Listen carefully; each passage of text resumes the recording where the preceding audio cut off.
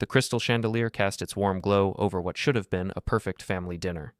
Instead, it illuminated the worst night of my marriage.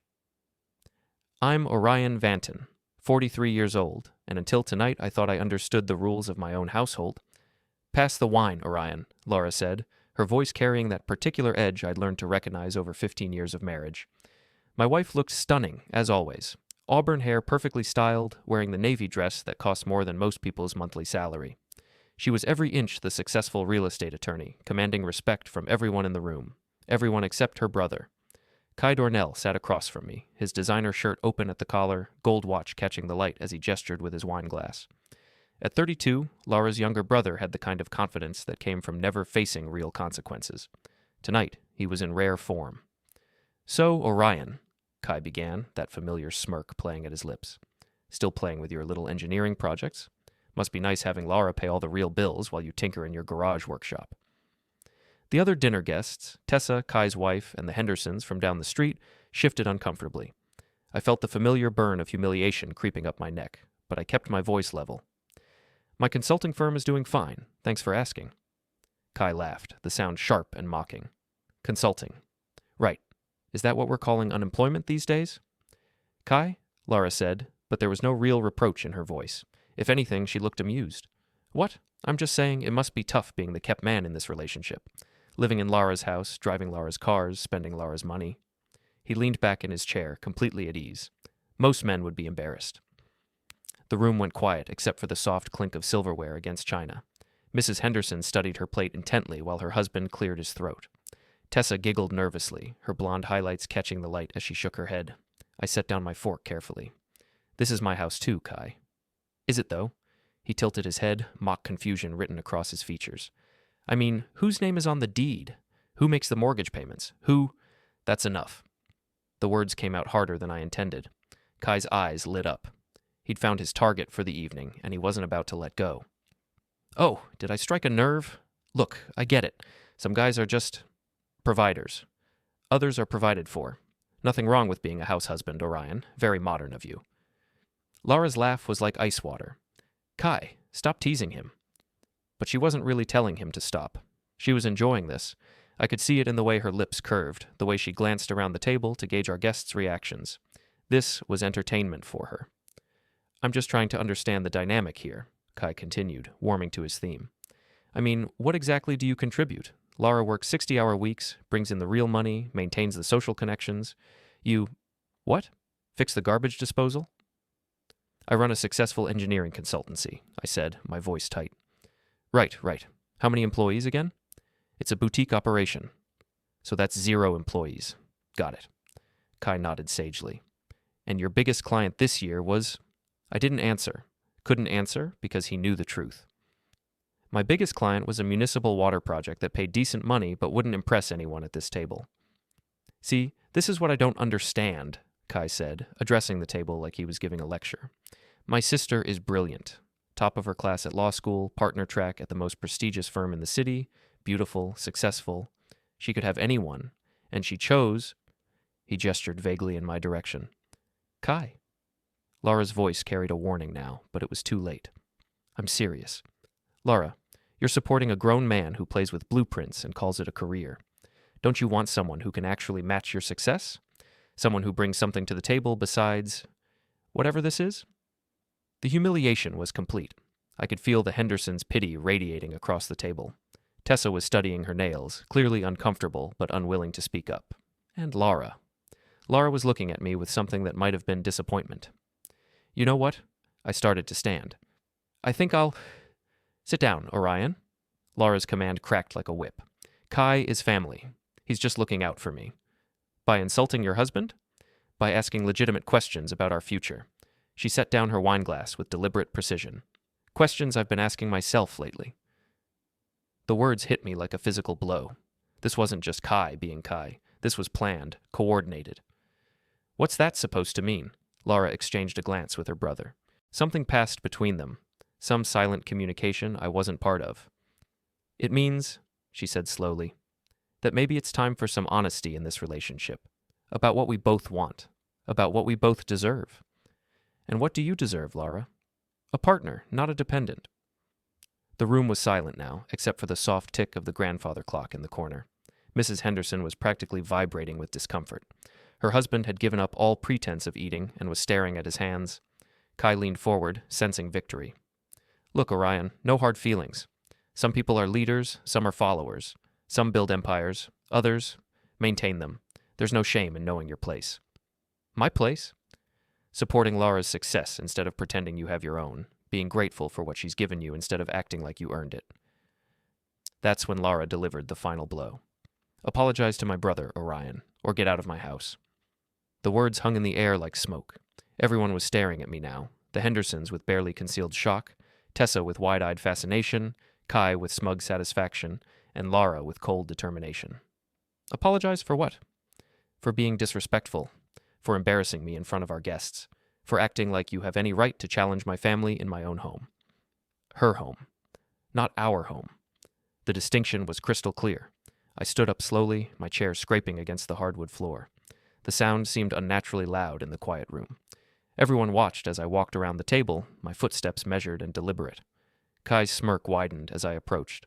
He was certain I'd fold, certain I'd beg forgiveness and slink away with my tail between my legs. After all, what choice did I have? This was Lara's house, Lara's money, Lara's life that I was living. I stopped directly in front of him and looked him straight in the eyes. Lien number 247, B warning 2023, I said clearly. Filed September 15th. Principal amount $420,000. The smirk faded from Kai's face. The room fell completely silent. I didn't argue, didn't explain. I simply pulled out my phone and forwarded a single email to everyone at the table, county records showing the house was collateral for Kai's private debt, signed with Lara as guarantor. The ping of notifications filled the silence as 6 phones received the same damning document simultaneously. What is this? Mrs. Henderson whispered, squinting at her screen. A mistake, Kai said quickly, but his voice had lost its confident edge. Some clerical error. I sat back down and calmly cut another piece of my steak. No error. I pulled it this morning after I noticed a certified notice that was misfiled under my name. Seems the post office mixed up Vanton and Dornell on the delivery. Lara was scrolling through the document, her face growing paler with each line. Kai, what is this? It's nothing, Lara. A temporary arrangement. I was going to tell you. You put our house up as collateral? Her voice was barely controlled. For what? Kai's eyes darted around the table, looking for escape routes. The marina development deal. It's a sure thing, Lara. 6 months, maybe 8, and we'll triple our investment. Our investment? I asked mildly. Funny, I don't remember being consulted about risking my home for your business ventures. Your home? Kai's desperation was making him stupid. You just said it yourself. You don't contribute anything. This house exists because of Lara's success, and Lara's success exists because of family support. My support. Tessa was reading the document with growing horror.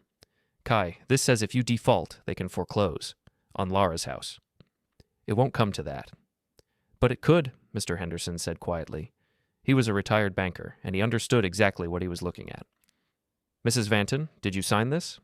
Lara's silence was answer enough. You signed our house away, I said, still maintaining that calm tone.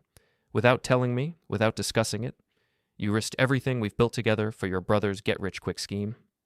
It's not a scheme, Kai protested. The marina project is solid. I have investors, I have permits, You have a gambling problem, I interrupted, and now you've made it our gambling problem. The accusation hit home. Kai's face flushed red, but he couldn't deny it. Everyone at the table could see the truth written in his expression. I don't... He looked to Lara for support. Tell him, Lara. Tell him about the opportunity. But Lara was staring at the document, her lawyer's mind processing the implications. The payment schedule shows you're already behind. 3 months behind. Temporarily. Cash flow issues, that's all. Once the permit's clear... The permits you don't actually have yet, I said. It wasn't a question. Kai's silence confirmed it. I took another bite of steak, chewed thoughtfully, and swallowed before speaking again. Here's what's going to happen. I'm going to finish my dinner. Then I'm going to excuse myself from this fascinating family discussion. And then I'm going to trigger a verification request with the lender. You can't do that, Kai said, panic creeping into his voice. Actually, I can. As a resident of the property being used as collateral, I have the right to request verification of any liens or encumbrances. It's a standard consumer protection. Lara knew enough real estate law to understand the implications. That will freeze all transfers and scheduled payments pending review. Exactly. Orion, you can't be serious, Tessa said. This will ruin everything. Everything was already ruined. I'm just making it visible. I stood up again, this time to leave. Thank you for dinner, Lara. It was illuminating. Orion, wait. Lara's voice had lost its commanding edge. We can work this out. Kai will figure something out, won't you, Kai? But Kai was staring at his phone, probably calculating how much time he had before the lender's automated systems kicked in. I'm sure he will, I said, but it won't be with my house as his safety net. I walked to the front door, grabbed my jacket from the closet, and headed out into the cool evening air. Behind me, I could hear the explosion of voices as the dinner party dissolved into chaos. 10 minutes later, their phones started buzzing with alerts. I had triggered the verification request using the document number I'd spoken aloud. The account auto-locked pending review, freezing transfers and scheduled payments exactly as I'd promised. But I wasn't done. I drove to my office, a small suite in an industrial park that I rented with my own money, thank you very much, and spent the next hour putting together a comprehensive package. The corrected filing went to the title office. A formal complaint about the unauthorized use of my primary residence as collateral went to the lender's compliance desk, and a detailed summary of Kai's financial situation, complete with public records of his gambling debts and failed business ventures, went to the Marina Development Project's other investors. By morning, the paid-off house was flagged, their accounts were restricted, and everyone who'd witnessed tonight's dinner knew exactly why. My phone started ringing at 6 a.m. Lara's name flashed on the screen, but I let it go to voicemail. Then Kai called. Also voicemail. Then Tessa, probably calling on Kai's behalf. I was in my workshop, a converted garage behind my office building, when Rita Martinez arrived for work. Rita had been my office manager for 8 years, a no-nonsense woman in her 50s who kept my small consulting firm running smoothly. Rough night? She asked, taking in my rumpled clothes and the empty coffee pot. You could say that. Want to talk about it? I gave her the abbreviated version while she made fresh coffee. Rita listened without comment until I finished. So let me get this straight, she said, handing me a steaming mug. Your wife let her brother use your house as collateral for his gambling debts, then humiliated you at a dinner party for not contributing enough to the household. That's the gist of it. And now you've locked down their finances until they can prove the loan is legitimate? Temporarily. The lender will sort it out eventually. Rita sipped her coffee thoughtfully. You know what this reminds me of? That time the city tried to condemn the Riverside District for development. Remember how that turned out? I remembered. The developers had counted on the residents being too poor and disorganized to fight back. They hadn't counted on someone with engineering expertise helping the community understand exactly what was being done to them. The project died in a maze of environmental impact studies and zoning challenges. This is different, Rita. This is personal. Is it? Or is it the same thing on a smaller scale? Powerful people assuming they can steamroll someone they see as weak? My phone buzzed with another call from Lara. I let it ring. The question is, Rita continued, what are you going to do about it? That's when I realized something important. For the first time in years, I wasn't thinking about what Lara wanted me to do, or what would keep the peace, or what would make me look like a good husband. I was thinking about what I wanted to do, and what I wanted was to make sure this never happened again. The voicemails started piling up by noon. Lara's voice grew increasingly frantic with each message. Orion, call me back. We need to talk about this situation. Orion, the bank is asking questions I can't answer. Call me. Orion, this is ridiculous. You're acting like a child. Call me immediately. I deleted each one without listening to the end. Rita knocked on my workshop door around 2 o'clock. Your wife is here. Through the small window, I could see Lara's BMW parked outside. She was pacing beside it, phone pressed to her ear, gesturing angrily. Tell her I'm with a client. Are you? I am now. The city wants me to review the structural plans for the new bridge project. Rita nodded and headed back to the office. 5 minutes later, I heard the BMW's engine start and fade into the distance. But I wasn't really focused on bridge plans. I was thinking about something that had been nagging at me since last night. The way Lara had looked at Kai during dinner, the silent communication between them, the coordinated attack on my character. This hadn't been spontaneous. They'd planned this. But why? I pulled up my laptop and started digging. 15 years of marriage had given me access to a lot of information about Lara's life. Bank statements, credit reports, professional contacts. I'd never used that access before. It felt like a violation of trust. Funny how trust became less important when it wasn't being reciprocated. The first thing I found was the obvious stuff. Joint accounts, mortgage payments, utility bills, all normal, all what I expected. But then I started looking at Lara's individual accounts, the ones she maintained for her law practice. That's where things got interesting. Regular transfers to an account I didn't recognize. Always the same amount, $3,000, always on the 15th of the month, going back almost 2 years. I traced the account number through public records. It belonged to something called Dornell Maritime Consulting, Kai's company. So Lara had been funding her brother's business ventures for 2 years without telling me. $3,000 a month, $36,000 a year, over $70,000 total. That was just the beginning. I found credit applications where Lara had listed me as a co-applicant without my knowledge. Business loans where she'd used our joint assets as collateral. Investment accounts I'd never heard of, all tied to Kai's various schemes. My wife hadn't just risked our house on her brother's marina project. She'd been systematically leveraging our entire financial life to support his gambling habit.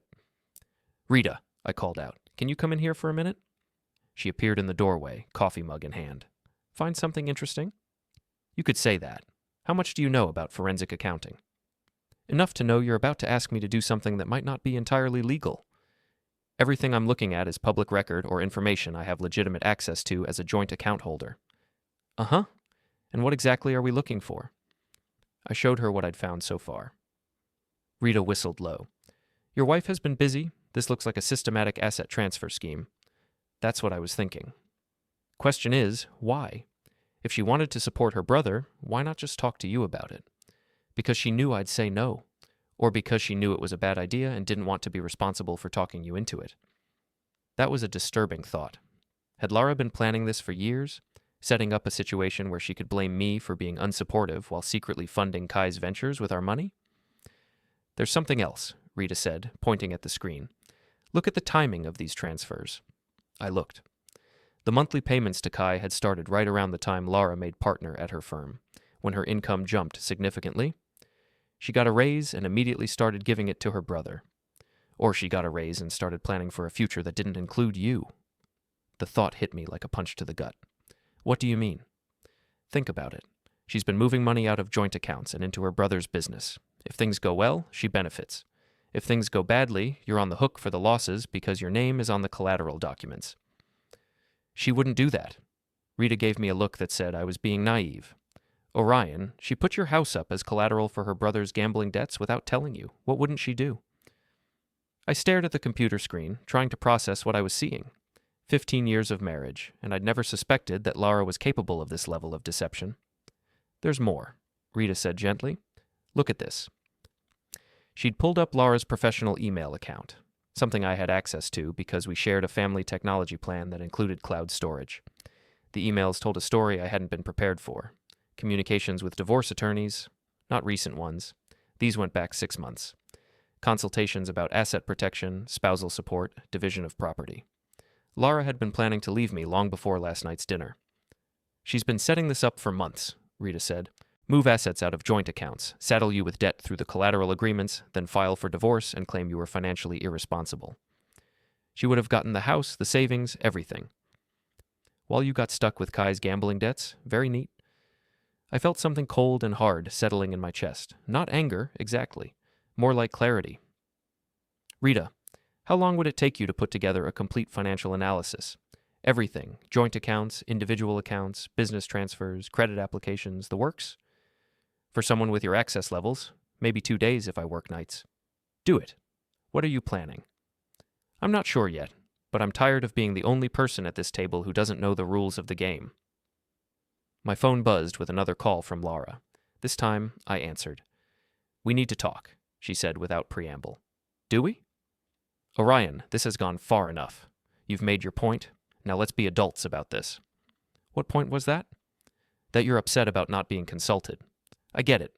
I should have talked to you before signing the collateral agreement. But this is family, Orion. Sometimes family requires sacrifices." "Sacrifices? Interesting word choice. What's that supposed to mean?" "It means I'm starting to understand exactly what kind of sacrifices you had in mind." There was a pause. "I don't know what you think you've discovered, but I'll be home tonight," I said. "We can talk then." "Good. And Orion? Please don't do anything else to complicate this situation. Kai is under enough stress already." The line went quiet. I stared at my phone, marveling at her audacity. Even now, caught red-handed, she was more concerned about her brother's stress than the fact that she'd been systematically betraying her husband for months. "Rita," I called out. "Change of plans. I need that financial analysis by tomorrow morning." "Working all night, it is. What's the rush?" "Because I have a feeling that dinner conversation is about to get a lot more interesting." I came home to find Kai's Porsche in my driveway. Of course he was here. Lara would want backup for this conversation, and Kai would want to try to intimidate me into backing down. They'd probably spent the afternoon strategizing, figuring out how to spin this situation to their advantage. I sat in my truck for a moment, looking at the house. It was beautiful. A colonial revival with perfectly manicured landscaping, worth about $800,000 in the current market. Lara had picked it out, negotiated the purchase, handled all the paperwork. I'd written the checks and signed where she told me to sign. For 15 years, I'd told myself we were partners. Tonight, I was finally seeing the truth. I was an employee, and apparently I'd just been fired. The front door opened before I could knock. Lara stood there in her power suit, arms crossed, looking every inch the successful attorney about to demolish an opposing witness. "We need to talk." I figured. Kai was lounging in my living room, feet up on my coffee table, looking far too comfortable for someone whose financial crimes had just been exposed. He'd changed clothes since last night. Gone was the designer shirt, replaced by a casual polo that probably cost more than most people's weekly salary. "Orion," he said without getting up. "Glad you could join us." I ignored him and focused on Lara. "So, talk." "Sit down." "I'm fine standing." Lara's jaw tightened. She wasn't used to people refusing her instructions, especially not me. "Fine. Here's the situation. You've created a serious problem with your little stunt last night. The bank has frozen the marina project's construction loan pending review. Kai's investors are panicking. The whole deal is in jeopardy." "Good. Good?" Kai sat up straight. "Do you have any idea how much money is at stake here? Your money or my money? What's that supposed to mean? Before we dive deeper into this story, I have one small request. Please subscribe, drop a like, comment, and hit that hype button to boost this channel so more people can discover these incredible Reddit stories." I pulled out my phone and opened the financial analysis Rita had been working on all day. "It means I know about the $72,000 Lara has transferred to your company over the past 2 years. I know about the credit applications she filed using my information without my consent. I know about the business loans she guaranteed using our joint assets as collateral." The room went very quiet. "I also know," I continued, "about the divorce attorney consultations, the asset protection strategies, the whole exit plan." Lara's face had gone pale. "Orion, I can explain. Please do. I'm fascinated to hear how you explain stealing from your husband to fund your brother's gambling addiction, while secretly planning to divorce him and stick him with the debts." "I wasn't stealing," Lara said, but her voice lacked conviction. "That money came from my salary increases, money I earned. Money that went into joint accounts, money that legally belonged to both of us. Technically, maybe, but not technically, actually. You've been systematically looting our marriage to prop up Kai's lifestyle." Kai stood up, his face flushed with anger. "Now wait just a minute. Nobody's been looting anything. Lara invested in legitimate business opportunities." "Legitimate? Let's see." I scrolled through my phone. Dornell Maritime Consulting, filed for bankruptcy last year. Dornell Property Development, dissolved after defaulting on 3 separate loans. Dornell Investment Partners, under investigation by the State Securities Commission for operating an unregistered investment scheme. "Those were learning experiences," Kai said weakly.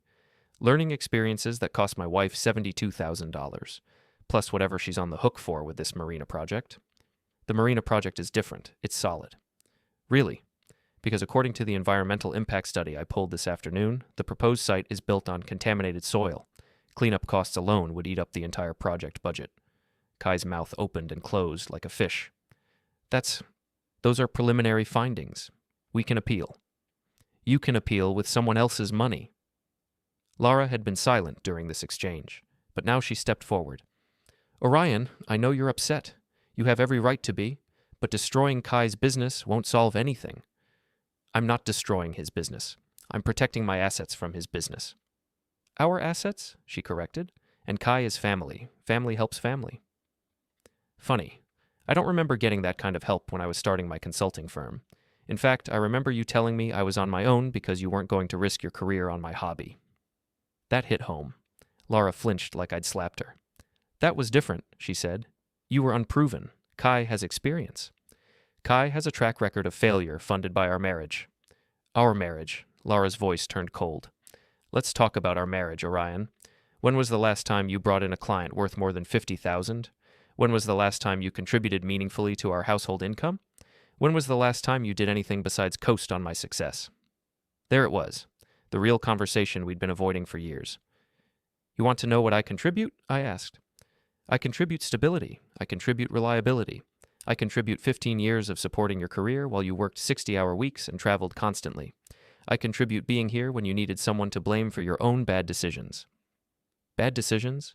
My decisions built this life, this house, this lifestyle. Everything you take for granted, that's all me. And the debt? The gambling losses? The failed businesses? That's all you too. Kai had been listening to this exchange with growing agitation. Now he exploded. You ungrateful piece of... He caught himself, but barely. Do you have any idea what Lara has sacrificed for you? She could have married anyone. Doctors, judges, other lawyers. Instead, she settled for a small-time engineer who can't even afford his own house. Settled, I repeated. Interesting choice of words. It's the truth, Lara said quietly. I did settle. I told myself it was love, but really it was comfort, security. You were safe, predictable. You'd never leave me, never challenge me, never demand more than I was willing to give. And now? Now I need more than safe. I need a partner who can match my ambitions, someone who understands that success requires risk. Risk with other people's money. Risk with our money. Money I earned. Money we earned, together. While you were building your career, I was building our life. Maintaining our home, managing our finances, supporting your goals, that has value too. Does it? Because from where I sit, it looks like I've been supporting a dependent for 15 years. The words hung in the air between us. This was it, the moment of complete honesty we'd both been avoiding. You're right, I said finally. I have been dependent on the illusion that we were partners, dependent on the belief that marriage meant something to you beyond financial convenience, dependent on thinking that 15 years of loyalty and support counted for something. Orion, but you know what? I'm not dependent anymore. As of tonight, I'm done being the safe choice, I'm done being the backup plan, and I'm definitely done being the fall guy for your family's financial disasters. I headed for the door. Where are you going? Lara demanded. To see a lawyer. Apparently I'm behind the curve on that front. Orion, wait. We can work this out. We don't need lawyers. I turned back to look at her. You've been consulting divorce attorneys for 6 months. You've been moving assets out of our joint accounts for 2 years. You've been planning your exit strategy since you made partner. The only thing we need to work out is how quickly I can protect myself from the mess you and your brother have created. You can't do this, Kai said. The Marina Project. The Marina Project is your problem, not mine. If you torpedo this deal, I'll lose everything. You lost everything a long time ago. You just haven't admitted it yet. I walked out of my own house for the second night in a row, but this time I wasn't coming back. I spent that night in a hotel room downtown, staring at the ceiling and processing 15 years of marriage that had apparently been a lie from the beginning. By morning, I had a plan. Rita was waiting at the office with coffee and a stack of documents 3 inches thick. Complete financial analysis, she said, setting it on my desk. And Orion? It's worse than we thought. I flipped through the pages, seeing my marriage reduced to spreadsheets and bank statements. The pattern was clear once you knew what to look for. Lara had been systematically moving money out of our joint accounts and into various schemes connected to her brother. Look at page 47, Rita said. It was a loan application for something called Coastal Development Partners. Lara had listed our house as collateral and forged my signature on the paperwork. That's not my signature. I know, I've seen you sign things 1,000 times, but it's a pretty good forgery. Good enough to fool a bank? Good enough to make you liable for a $200,000 loan? I stared at the document. She forged my signature to guarantee her brother's business loan. Gets better. Look at the next page. Another loan application, this one for $300,000. Same forged signature, same house as collateral, different bank. How many of these are there? 6 that I could find. Total exposure is about $900,000. $900,000 in loans I'd never agreed to, secured by a house worth $800,000. If Kai's businesses failed, and they were already failing, Lara and I would owe more than our house was worth. There's something else, Rita said. I did some digging into Kai's other business partners. Turns out most of them are connected to Lara's law firm. How? Client relationships. Lara represents several of the investors in Kai's projects, which means she's been using her professional position to recruit funding for her brother's schemes. That was potentially career-ending. Lawyers weren't allowed to use their client relationships for personal financial gain. Rita, I need you to make copies of everything, multiple copies. Already done. What's the plan? Before I could answer, my phone rang. Detective Molly Kinney, Portland PD. We'd gone to high school together, lost touch for 20 years, then reconnected at a class reunion 5 years ago. Molly was smart, tough, and completely incorruptible. Orion, I need to ask you some questions about a complaint that was filed against you yesterday. My stomach dropped. What kind of complaint? Domestic harassment. Your wife claims you've been threatening her and her family, interfering with their business relationships, making false accusations about their finances. That's ridiculous. I figured it was, but I have to follow up. Can you come down to the station? Am I under arrest? No, nothing like that. Just need to get your side of the story on record. I looked at Rita, who had been listening to my end of the conversation. She nodded toward the stack of documents. I'll be there in an hour, I told Molly, and I'll be bringing some documentation with me. The Portland Police Department hadn't changed much since my last visit, a speeding ticket consultation about 5 years earlier. Same fluorescent lighting, same institutional green walls, same smell of coffee and industrial disinfectant. Molly met me at the front desk. She'd aged well, still the sharp-eyed, no-nonsense woman I remembered from high school, but with gray streaks in her dark hair and laugh lines around her eyes. Orion, you look like hell. Thanks. It's been a rough couple of days. She led me to a small interview room and closed the door. Okay, tell me what's going on, and start from the beginning. I told her everything. The dinner party humiliation, the discovery of the forged loan documents, the systematic asset transfers, the divorce planning. Molly listened without interruption, occasionally making notes. You brought documentation? I slid the financial analysis across the table. Molly flipped through it, her expression growing more serious with each page. These signature forgeries, she said finally. You're sure they're not yours? Positive. I can prove it if you need handwriting analysis. That might not be necessary. I'm looking at the dates on these applications. According to your wife's complaint, you've been financially irresponsible, and she's had to take control of the family finances to protect your assets. That's not what happened. I know, because according to these documents, she's been systematically defrauding you for 2 years. So, what happens now? Molly leaned back in her chair. Officially, I file a report stating that the harassment complaint appears to be unfounded and potentially retaliatory. I forward the financial evidence to the Fraud Division for investigation. And unofficially? Unofficially? Your wife is in serious trouble. Forging signatures on loan documents is a felony. Using client relationships for personal financial gain could cost her law license. And if her brother's businesses are as shaky as these documents suggest, she could be looking at bankruptcy and criminal charges. Good. Molly raised an eyebrow. That's pretty cold, even for you. She tried to destroy my life to cover up her brother's gambling addiction. Cold seems appropriate. Fair enough. But Orion, be careful. Desperate people do desperate things. If your wife realizes how much trouble she's in, she might escalate. Meaning what? Meaning she might try to pin this all on you. Claim you knew about the loans, that you were a willing participant, that you're only coming forward now because you're angry about the divorce. Can she do that? She can try. Whether she can make it stick depends on how good her lawyer is. I thought about that as I drove back to the office. Lara was a good lawyer herself, and she had connections throughout the legal community. If she decided to fight dirty, this could get very ugly very quickly. But I wasn't the same man who'd sat quietly through dinner 2 nights ago. I wasn't going to be anyone's victim anymore. Rita was waiting with more bad news. Your wife called, wants to meet for lunch, says she has a proposition for you. What kind of proposition? She didn't say, but she sounded different, worried. I checked my watch. 11:30. Call her back. Tell her I'll meet her at Rosario's at noon. Rosario's was a small Italian place downtown, public enough that Lara couldn't make a scene, but quiet enough for serious conversation. I arrived 5 minutes early and took a table in the back corner where I could see the entire restaurant.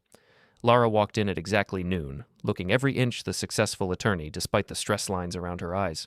She'd chosen her outfit carefully, a conservative blue suit that said trustworthy professional rather than her usual power wardrobe. Thank you for coming, she said, sliding into the seat across from me. What do you want, Lara? I want to fix this, before it goes too far. It went too far when you forged my signature on loan documents. Her face went pale. I don't know what you think you found, but I know exactly what I found. 6 loan applications, $900,000 in total exposure, all secured by our house, all with forged signatures. Orion, please, let me explain. I'm listening. She took a deep breath, composing herself. Kai was in trouble, real trouble. He owed money to some very dangerous people. If I didn't help him, they were going to hurt him. So you decided to hurt me instead. I was going to tell you. After the marina project paid off, I was going to explain everything. And if it didn't pay off? It was going to. Kai had inside information, guaranteed permits, everything lined up. Kai had a gambling problem and a history of failed businesses. He's changed. This project was different. This project was built on contaminated soil with cleanup costs that would bankrupt everyone involved. Lara stared at me. How do you know that? I did my homework, something you should have done before risking our house. Our house. She leaned forward. That's what I want to talk about. I have a proposal. Let's hear it. I'll take responsibility for all of Kai's debts. I'll transfer them out of your name, make sure you're not liable for anything. In exchange, you give me an uncontested divorce and walk away clean. What's the catch? No catch. You get your freedom, I get mine. We both start over. I studied her face, looking for the angle. And Kai? Kai is my problem, not yours. Why would you do that? Take on all that debt yourself? Because I love my brother, and because I owe you better than what I've given you. It was a good offer, maybe too good. I'll think about it, I said. How long? Give me a week. Orion, I need an answer sooner than that. The bank is asking questions. Kai's investors are getting nervous. If the situation isn't resolved quickly, it's going to get much worse for everyone. Then you should have thought of that before you started forging documents. I stood up to leave. Orion, wait. Her voice was desperate now. Please, I know I messed up. I know I hurt you, but we can fix this. We can both walk away and start over. Some things can't be fixed, Lara. Some betrayals are too deep. So that's it? 15 years of marriage and you're just going to throw it away? I'm not the one who threw it away. I left her sitting alone at the table, probably already planning her next move, because that's what this was. Another move in whatever game she'd been playing for the past 2 years. But I was done being a pawn in that game. It was time to start playing by my own rules. The next morning brought a certified letter from Brennan, Walsh & Associates, one of the most expensive law firms in the city. Notice of intent to file for divorce. Irreconcilable differences. Lara was asking for the house, half of my business assets, and spousal support. She'd also filed a restraining order claiming I was harassing her and interfering with her business relationships. Rita read over my shoulder as I opened the documents. Well, that didn't take long. She's trying to get ahead of the fraud investigation. Smart move, actually. If she files first and controls the narrative, she can claim you're retaliating because of the divorce. My phone rang. Cal Morrison, my oldest friend, and probably the only person I trusted completely. Cal was ex-military, worked construction now, and had 0 patience for games. Heard you're having some domestic troubles, he said without preamble. News travels fast. Small town, big mouths. You need help? Maybe. Depends on how ugly this gets. From what I hear, it's already ugly. Your wife's been calling around, telling people you're having some kind of breakdown. Says you've been making wild accusations about her family. That was Lara's style. Get ahead of the story, control the narrative, make the other person look unstable. Cal, can you meet me for lunch? I need to show you something. Sure. But Orion, whatever you're planning, be smart about it. Don't give her ammunition. We met at a diner on the outskirts of town, away from the downtown gossip network. Cal listened while I walked him through everything I'd discovered. Unlike Rita, who'd been shocked by the scope of Lara's deception, Cal just nodded like he'd expected something like this. You always were too trusting, he said when I finished. Thanks for the support. I'm serious. 15 years, and you never once looked at your own financial records? Never questioned where the money was going? I trusted my wife. And she took advantage of that trust to steal from you. Allegedly. Cal gave me a look. Orion, she forged your signature on loan documents. That's not alleged. That's documented fraud. So what do I do about it? Fight back, but smart. She's got lawyers and connections. You've got evidence and the truth. Use what you have. How? Cal was quiet for a moment, thinking. You said her brother owes money to dangerous people? That's what she claimed. What if that's true? What if Kai really is in debt to loan sharks or bookies? What difference does it make? Think about it.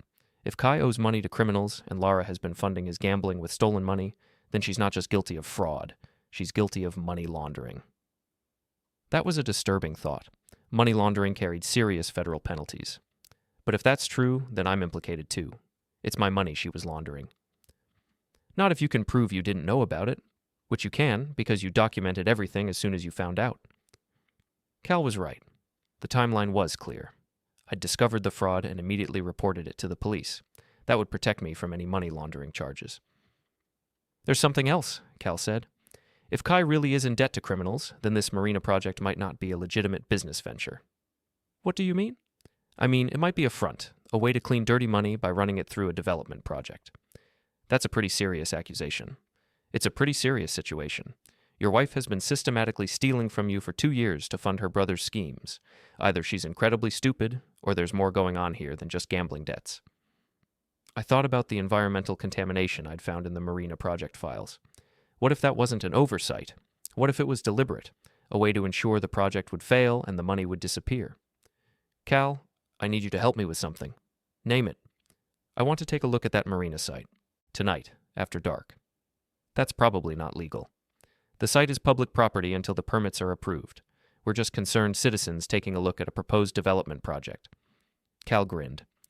When you put it that way, how can I refuse? The marina site was about 20 minutes outside the city, a stretch of waterfront property that had been abandoned for years. According to the development plans, Kai wanted to build a luxury marina with boat slips, restaurants, and retail space. According to the environmental report, the soil was contaminated with industrial chemicals that would cost millions to clean up. Cal and I parked on a side road and walked onto the property with flashlights and a soil testing kit I'd borrowed from my office. What exactly are we looking for? Cal asked. Evidence that this whole project is a scam. The property was exactly what I'd expected. A muddy wasteland dotted with the concrete foundations of long-demolished buildings. But there were signs of recent activity. Fresh tire tracks, construction equipment, piles of building materials covered with tarps. Someone's been working here, Cal observed. The question is, working on what? We followed the tire tracks to a cleared area near the water. That's where we found the excavation. It was maybe 20 feet square and 6 feet deep, filled with black plastic barrels. The smell hit us before we got close, a chemical stench that made my eyes water. That's not marina construction, Cal said, covering his nose with his shirt. I took pictures with my phone while Cal used the soil testing kit to sample the dirt around the excavation. The results were immediate and alarming. Orion, this stuff is toxic. Industrial solvents, heavy metals, God knows what else. They're not cleaning up contamination, they're creating it. But why? That's when I understood. Insurance fraud. They're deliberately contaminating the site so they can claim the cleanup costs are higher than expected. Then they collect the insurance money and walk away, leaving the taxpayers to deal with the environmental damage, and leaving me liable for $900,000 in construction loans for a project that was never meant to succeed. We took more pictures, collected more soil samples, and documented everything we could find. Then we got out of there before someone noticed our flashlights. What's the plan now? Cal asked as we drove back to town. Now I call Detective Kinney and turn this over to the professionals. And then? Then I wait for Lara to realize that her brother's brilliant marina project was actually an environmental crime that's going to land them both in federal prison. Molly met us at the police station at 11 p.m. She looked tired but alert as she reviewed our photos and soil samples. This is serious, she said. If what you're suggesting is true, we're looking at environmental crimes, insurance fraud, and possibly organized crime involvement. What's the next step? I call the FBI. This is way beyond local jurisdiction now. How long before they act? Hard to say. They'll want to investigate quietly, build a case before they move. Could be weeks, could be months. I don't have months. Lara filed for divorce this morning. She's trying to grab assets before the fraud investigation catches up with her. Molly nodded. I'll make some calls, see if we can expedite things. But Orion? You need to be very careful. If your wife realizes what you've found, she might do something desperate. Like what? Like try to pin all of this on you. Claim you were involved from the beginning, that you're only coming forward now because you're angry about the divorce. Can she make that stick? She can try, especially if she destroys evidence or intimidates witnesses. I thought about that as I drove home to my hotel room. Lara was smart, connected, and desperate. If she realized how much trouble she was in, she might decide that destroying me was her only way out. But I wasn't the same man who'd sat quietly through that dinner party humiliation. I wasn't going to be anyone's scapegoat. It was time to take the offensive. The FBI moved faster than I expected. 3 days after my meeting with Detective Kinney, federal agents raided Kai's office, the marina construction site, and Lara's law firm. I watched the news coverage from my hotel room, seeing my wife led out of her prestigious downtown office in handcuffs. She looked smaller somehow, diminished without her power suits and commanding presence. The charges were extensive: bank fraud, environmental crimes, money laundering, racketeering. Kai was looking at 20 years in federal prison. Lara was looking at 10, plus the loss of her law license and civil liability for millions in environmental cleanup costs. My phone started ringing immediately. Reporters, lawyers, former friends, and neighbors who suddenly wanted to know my side of the story. I didn't answer any of them. Instead, I called Rita and told her to prepare a press release. Simple, factual, no editorial comments. Orion Vanton was unaware of any illegal activities conducted by his wife or her brother. Upon discovering evidence of fraud, Mr. Vanton immediately contacted law enforcement and has cooperated fully with their investigation. Mr. Vanton looks forward to rebuilding his life and his business. That was it. No accusations, no gloating, no detailed explanations. Just the facts. But the story was far from over. 2 days later, Lara made bail and immediately called a press conference. Standing on the courthouse steps with her new attorney, a criminal defense specialist from Boston, she painted herself as a victim of domestic abuse who'd been forced to take desperate measures to protect her family. My husband was financially and emotionally abusive, she told the cameras. He controlled every aspect of our finances, isolated me from my family, and threatened violence when I tried to help my brother with legitimate business investments. It was a masterful performance. Lara looked vulnerable, sympathetic, completely different from the commanding attorney who'd humiliated me at dinner just 2 weeks earlier. Mr. Vanton is now trying to use the legal system to continue his pattern of abuse and control. The charges against me are based on his false accusations and his manipulation of financial records. She was good, very good. If I hadn't lived through the reality of our marriage, I might have believed her myself. But I had evidence, documentation, witnesses, and I had something else: the complete financial analysis that Rita had prepared, showing exactly how Lara had systematically stolen from our marriage to fund her brother's criminal enterprise. That evening, I called my own press conference. I kept it simple. No emotional appeals, no personal attacks, just facts and documentation. I laid out the timeline of Lara's deception, the forged signatures, the hidden transfers, the secret divorce planning. My wife claims I was financially controlling, I told the assembled reporters. Here's the reality. I trusted her completely with our finances. I gave her power of attorney over our joint accounts. I signed documents without reading them because I trusted my wife to protect our interests. I held up the stack of forged loan applications. This is how she repaid that trust.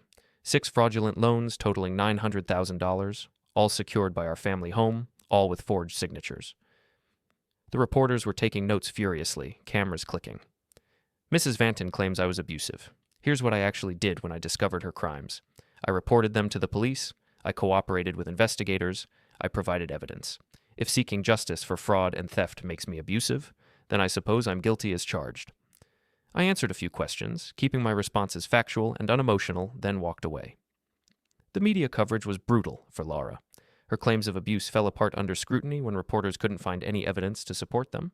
No police reports, no medical records, no witnesses to any controlling or violent behavior.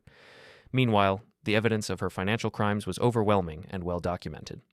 But Lara wasn't finished fighting. A week later, Kai was found in his jail cell with a noose made from bedsheets. The suicide note claimed full responsibility for all the financial crimes, stating that he'd forged his sister's signature on documents and manipulated her into helping him without her knowledge. It was obviously fabricated. The handwriting analysis would prove that eventually, but it gave Lara's lawyers ammunition for reasonable doubt. My client was as much a victim of her brother's crimes as anyone, her attorney told the press. She trusted him, helped him as any loving sister would, and was betrayed by his criminal behavior. The note also implicated me, claiming that I'd known about the marina project from the beginning and had only reported it when I realized it was failing. It was a desperate move, but it might work. Kai was conveniently unavailable for questioning, and his confession muddied the waters enough that Lara might be able to plea bargain down to lesser charges. Unless I could prove that the suicide note was fake, That's when I remembered something Kai had said during our confrontation at the house.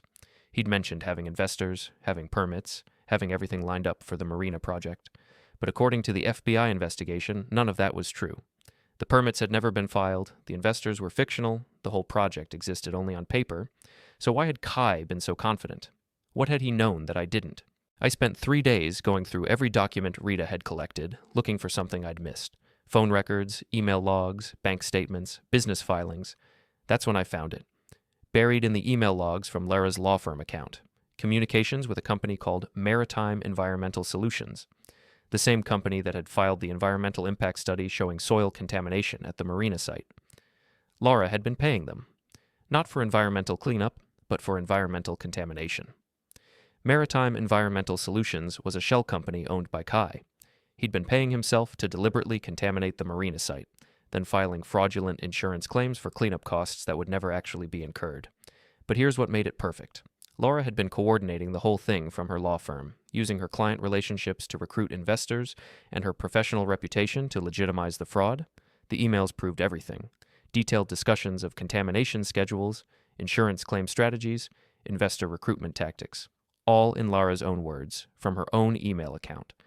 I printed everything and hand-delivered it to the FBI field office. 2 days later, they arrested Lara again. This time, there was no bail. The new charges included conspiracy, racketeering, and environmental terrorism. The evidence was overwhelming, and there was no way to blame it all on her conveniently departed brother. I watched the second arrest from the lobby of my lawyer's office, where I was signing the final papers for my divorce settlement.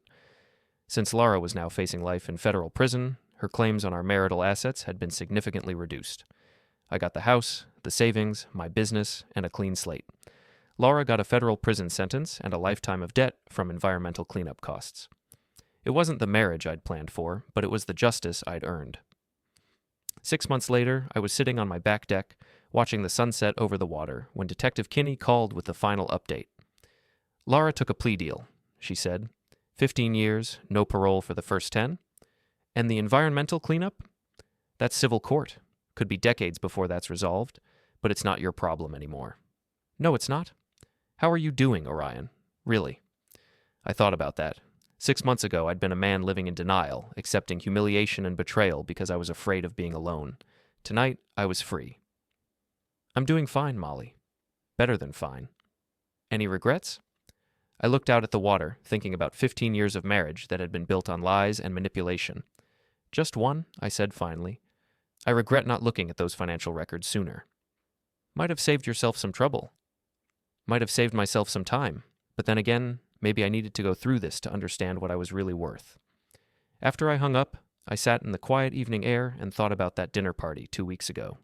Kai demanding an apology, Lara threatening to throw me out, everyone watching to see if I'd break. I never did apologize, never begged forgiveness for standing up to a bully and exposing a fraud, and I never went back to being the man who would accept that kind of treatment. Some lessons are worth the price you pay to learn them. This one certainly was. The evening breeze picked up, carrying the scent of salt water and the promise of storms on the horizon. But for the first time in years, I wasn't worried about the weather. I'd already survived the worst storm of my life. Everything else was just rain.